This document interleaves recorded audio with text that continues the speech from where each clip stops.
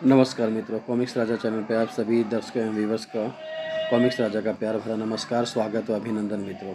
आज हम आपके लिए कॉमिक्स लेके आए हैं नागराज की 12th कॉमिक्स मित्रों, नागराज कोबरा घाटी।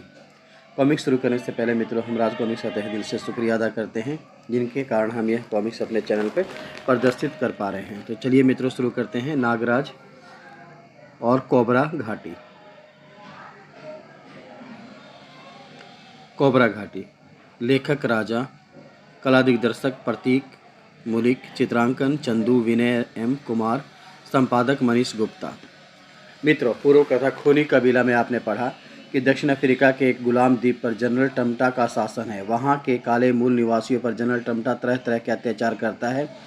नागराज उस द्वीप पर उतरता है और कुछ क्रांतिकारी युवकों के साथ द्वीप की भोली जनता को जनरल टमटा के दमन चक्र से मुक्त कराने का प्रण लेता है। खूनी कबीले का सरदार टांगो जनरल टमटा की आज्ञा से नागराज को पकड़ने के लिए जाता है और नागराज को अपने मुंह से निकलते वाली आग से घायल कर देता है और पोमा चोमा व सुगा को अन्य बस्ती वालों के साथ बंदी बनाकर ले जाता है। घायल नागराज को बाबा गोरखनाथ ने महर्षि ज्वालानाथ का पता बताया, जो उसे टांगो की मुखाग्नि से बचा सकते थे। नागराज अपने हेलीकॉप्टर पर सवार होकर मित्रों महर्षि ज्वालानाथ की तलाश में निकल पड़ता है। अब आगे पढ़िए क्या होता है।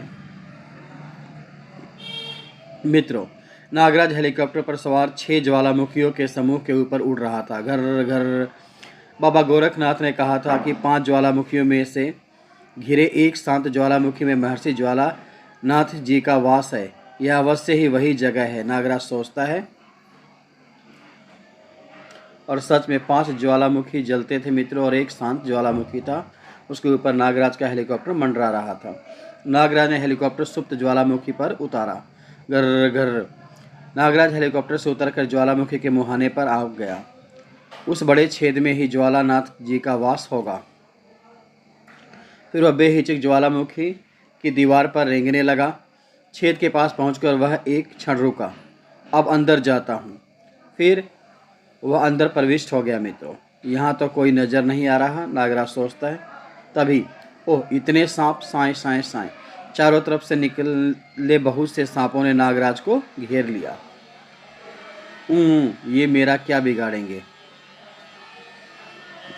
इससे पहले कि नागराज आगे बढ़ता, उनमें से एक नाग ने मानव रूप धारण कर लिया। ठहरो युवक, कौन हो तुम? यहाँ क्यों आए हो? यहाँ से आगे बढ़ोगे तो सीधे यमपुरी जाओगे।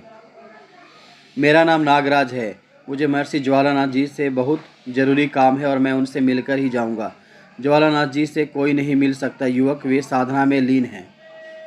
नागराज आगे बढ़ा। देखता हूँ मुझे कौन रोकता है। अब अपने अंजाम के तुम स्वयं जिम्मेदार हो गए, वह नागमानव कहता है मित्रों। नाग पुरुष ने पलटकर अपने दंड से नागराज पर प्रहार किया। धड़ाक।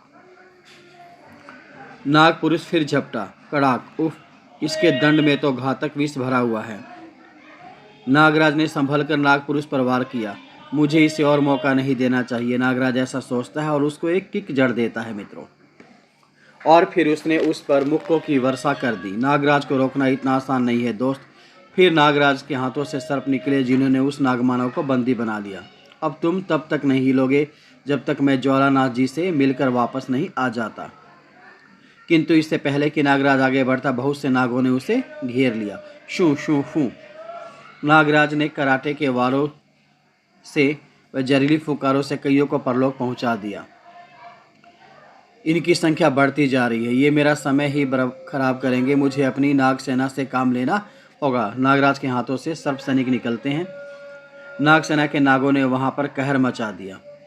नाग पुरुष से नागों की तबाही न देखी गई। ठहरो युवक, लड़ाई रोको, इनको मत मारो। मैं तुम्हें महर्षि तक पहुंचने का रास्ता बता देता हूँ। नागराज ने नाग सेना को वापस बुला लिया और नाग पुरुष को भी आज़ाद कर दिया। हाँ, अब आए हो ना रास्ते पर। नाग पुरुष नागराज को एक छोटे से छेद के पास ले जाता है मित्रों। नागराज, यह बिल्ही कोबरा घाटी का रास्ता है। तुम यहाँ से अंदर घुस सको तो ही महर्षि से मिल सकोगे। नागराज मुस्कुराया। इसे तो मेरे नाग पल भर में चौड़ा कर देंगे। नाग सेना के सैकड़ों नाग मिट्टी खोद खोद कर नागराज के लिए रास्ता बनाने लगे। कुछ ही देर बाद छोटे से दिखने वाले सुराख को नागों ने चौड़ा कर दिया था मित्रों। और नागराज उसमें उतर जाता है। नीचे उसने अपने को एक सुरंग में पाया। इससे पहले कि वह आगे बढ़ता, एक अज्ञात शक्ति उसे गुफा के अंदर खींचने लगी। Oh sir! और त्रिवेग से वह एक विशाल अजगर से टकराया। अजगर की सांस के साथ ही वह यहाँ खींचा चला आया था। धाड़! नागराज सोच में पड़ जाता है। उसे दिन में चांद तारे नजर आ जाते हैं। श्यों! अजगर को अपने सामने देखकर मित्रों, नींद खुल जाने से अजगर क्रोधित हो उठा था। ओह! जहरीली फुकार!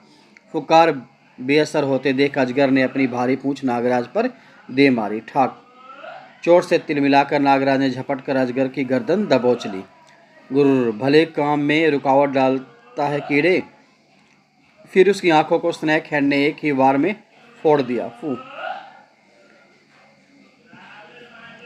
क्रोध अजगर ने पलटी खाकर नागराज को अपने बंधन में जकड़ लिया। आह! जैसे जैसे अजगर बंधन कस रहा था, नागराज को अपनी जान निकलती महसूस हो रही थी मित्रों। तभी नागराज ने अजगर के शरीर पर अपने विष दंत गड़ा दिए। अजगर की पकड़ ढीली पड़ती चली गई मित्रों। उसके बाद अपने घातक विष से अजगर को समाप्त कर जब नागराज आगे बढ़ा तो उसका रास्ता रोका गर्म लावे के झरने ने। ओह! यह तो बहुत ही गर्म है, मैं इसे तैर कर पार नहीं कर सकता, नागराज सोचता है मित्रों। तभी वाह! छत से लावा नहीं टपक रहा है। नागराज ऊपर देखता है। छोटे सांप को छत पर रेंगता देख नागराज की भी छत पर चिपक गया और फिर तेजी से रेंगता हुआ दूसरी तरफ कूद गया। यहाँ से तो कदम कदम पर मौत बिछी है, नागराज सोचता है। नागराज जैसे ही आगे बढ़ता है मित्रों, अरे ये क्या! गहरे गड्ढे में जा पड़ा। आह! वाह! गद्दा बिछा रखा है। किंतु अगले ही क्षण नागराज उछल पड़ा। आए, यह तो सांप है। सांप ने झपट कर उसका हाथ दबोच लिया। आई! नागराज ने उसकी गर्दन पकड़ ली। मैं तुझे भी मार दूंगा दुष्ट सांप। कुछ ही देर में सांप तड़क कर शांत हो गया। अलविदा भाई, नागराज कहता है और चल पड़ता है। गड्ढे से नागराज नागरस्सी के सहारे बाहर आ गया। जैसे वह आगे बढ़ा, उसका सामना 2 फन वाले एक भयंकर सांप से हुआ। लो कर लो बात, ये हमें रोकेंगे 2-2 मुंह से तो इनके दोनों सिरों को अलग ही कर देते हैं। और आगे बढ़ने पर नागराज ने उनको चीरकर अलग कर दिया। अरे वाह! दुर्लभ दंतक नाग! ओह, तो आप भी दुश्मनी कर रहे हैं भाई साहब। नागराज के मुष्टि प्रहार ने धड़ाक दंतक के 2 दांत हलक में और 2 जमीन पर उतार दिए। 100 सालों में इतने बड़े दांत आते हैं। इसके चचे बेचारा गंवा बैठा। तभी जैसे हवा से गुजर गई नागराज के सिर के ऊपर से। उफ! यह था लोम्बू, उड़ने वाला सांप। सांप हमला करने के लिए दोबारा पलटा, लेकिन धुप! नागराज ने चपलता से 2 उंगलियां सांप की आंखों में घुसेड़ दी। मुझे इन्हें मारना बिल्कुल अच्छा नहीं लगता, किंतु अभी मुझे 1000 आदमियों की जान बचानी है, नागराज सोचता है। तभी ओह! यह तो घोड़ा पछाड़ सांप है, अत्यंत बलशाली। सांप ने पलटी मारी। फटाक! नागराज ने पूरी ताकत लगाकर सांप को पैरों से अलग किया और खड़ा हो गया। फिर उसने जमीन पर पटक पटक कर घोड़ा पछाड़ सांप को यमलोक पहुंचा दिया। मुझे अफसोस है दोस्त। सटाक सटाक! नागराज घोड़ा पछाड़ से लड़कर जैसे ही पलटा, ओह! चितकबरा कोबरा राज ने अपने सेना नायकों को भी चुन चुन कर रखा है। महर्षि नहीं इसका भी जवाब, नहीं इसका भी। अगले क्षण चितकबरा नागराज पर झपटा। उफ! नागराज ने उसका गला पकड़ने की चेष्टा की, किंतु उसके शरीर पर लगे कांटे उसे चुभे और वह दर्द से बिल्ला उठता है। चितकबरा के शरीर पर मौजूद कांटों ने उसे हाथ खींच लेने पर मजबूर कर दिया। हाय, मैं तो इसके कंटीले बदन को भूल ही गया था। चितकबरा फिर झपटा। नागराज ने उस पर मुक्का तान लिया। आ बेटा, मुंह ना सुझा दिया तो कहना। धड़ाक! नागराज उसे एक पंच मारता है, किंतु चितकबरा ने मुंह की जगह शरीर आगे कर दिया। हाय रे चितकबरा, यह तूने क्या किया? ओह, यह तो फिर हमला कर रहा है। मुझे समझदारी से काम लेना चाहिए, वक्त पहले ही बहुत खराब हो चुका है, नागराज सोचता है। अब जैसे चितकबरा नागराज के पास पहुंचा, नागराज ने अपनी फुकार छोड़ी। विष फुकार! नागराज ने उस पर जहरीली फुकार से वार किया। चितकबरा इतना जहर ना सह सका। गलत आदमी से उलझ गए थे बेटा। वह जमीन पर गिरकर तड़पने लगा। फिर नागराज निर्विघ्न आगे बढ़ता गया। वह लगता है अब कोई बाकी नहीं रह गया। सुरंग भी खत्म हो रही है। एक कक्ष में जाने पर नागराज सोचता है उनके सामने एक ऋषि थे, लगता है यही महर्षि ज्वालानाथ जी हैं, पर ये तो साधना में लीन है, मैं इन्हें उठाता हूँ। नागराज ऐसा सोचता है। नागराज जैसे ही आगे बढ़ा, एक भयानक आवाज़ ने उसे जड़ कर दिया। ठहरो, है यह कौन बोला? मैं कोबरा राज हूँ। तुम यहाँ तक तो पहुँच गए हो दुष्ट बालक, किंतु अब कोई और अनर्थ करने से पहले मैं तुम्हें यमलोक पहुँचा दूंगा। ओ तो तुम ही कोबरा राज हो। देखो, पहले मेरी पूरी बात सुनो, फिर तुम खुद ही मुझे महर्षि से मिलने दोगे। नहीं, मुझे कुछ नहीं सुनना, बस मरने के लिए तैयार हो जा। कहते ही कोबरा राज ने नागराज पर बहुत सारा विष उगल दिया।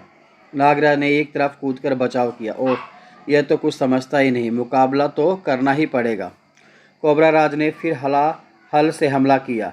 ओह, यह विष मेरे लिए घातक हो सकता है। अभी से पहले कि कोबरा राज फिर विष उगलता, नागराज उछला किया और कोबरा राज को बचाव का कोई मौका ना देते हुए नागराज ने अपनी शक्तिशाली ठोकर से कोबरा राज का एक फंग तोड़ दिया। मित्रों, हिस्कड़ा दर्द से तिलमिलाते कोबरा राज ने अपनी पूंछ की एक जबरदस्त टक्कर नागराज को मारी। उफ! फिर उसने नागराज को अपनी पूंछ से लपेट लिया और उसके शरीर को जकड़ने लगा। अब तू नहीं बच सकता बच्चे, कोबरा राज की पकड़ से केवल मुर्दा ही बाहर निकलता है। उफ!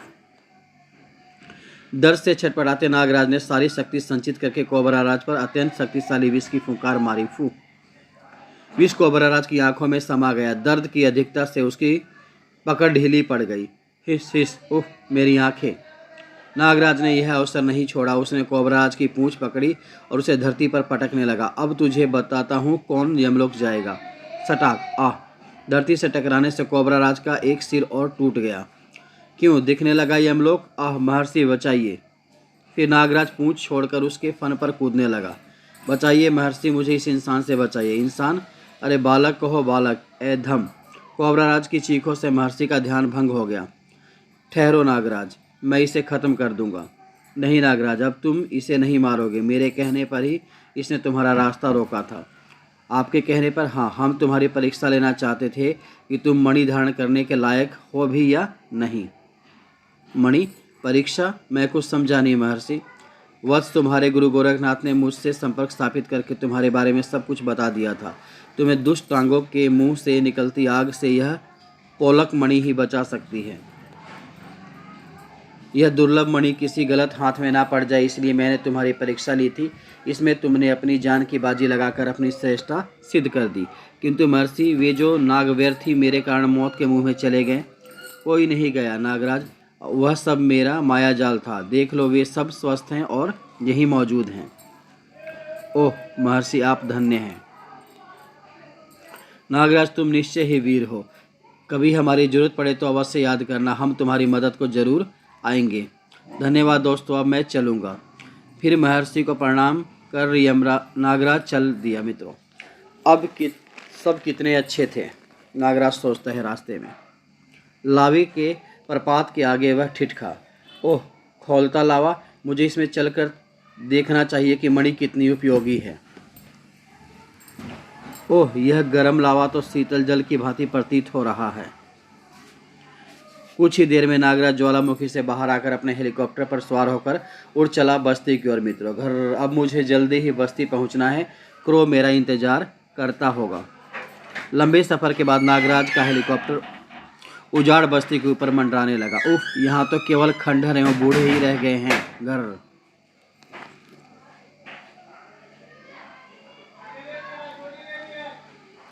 इधर क्रो नागराज के इंतजार में आसमान पर निगाहें गड़ाए बैठा था। बेटा कब तक ऐसे बैठा रहेगा? 2 दिन से भूखा है। ले खाना खा ले। वह नहीं आएगा। वह जरूर आएगा माँ जी, उसे आना पड़ेगा। उसने मुझसे वादा किया था। भाड़ में गया वो और उसका वादा हो। वह टांगों से डरकर भाग गया। लो वह आ गया माँ, वह आ गया, गरीबों का मसीहा नागराज आ गया। क्रो चिल्लाता है। नागराज ने हेलीकॉप्टर क्रो के पास उतारा। लो मैं आ गया क्रो, अब टांगों और टमटा की खैर नहीं। हाँ नागराज। क्रो ने फौरन बहुत सी मसाले एकत्रित की। मैं आ रहा हूँ टांगों, तेरी टांगें चीरने। और फिर दोनों खूनी कबीले की तरफ दौड़ पड़े। खूनी कबीले पहुंचकर उन्होंने एक भयानक दृश्य देखा। चलो इन अंगारों पर। जो इन्हें पार कर देवता तक पहुंच गया वह बच जाएगा और जो बीच में रह गया उसकी बलि चढ़ा दी जाएगी। नागराज ये इसी तरह रोज 10-15 लोगों की बलि चढ़ाकर उन्हें खा जाते हैं। उफ, खूनी खेल। तभी उनकी नज़र पोमा चोमा व सुगा पर पड़ी और उनके मुंह से सिसकारी निकल गई। देख लो बेवकूफ़ो, तुम तीनों के कारण इन लोगों को यह अंजाम हुआ है। और वह नागराज भाग गया ना गीदड़, मुझसे डर के। नागराज को कुछ ना कह नीच सटाक। उफ, टांगो सुगा के जवाब से तिल मिला उठा। देखते क्या हो, दौड़ाओ सालों को अंगारों पर। सटाक भागो।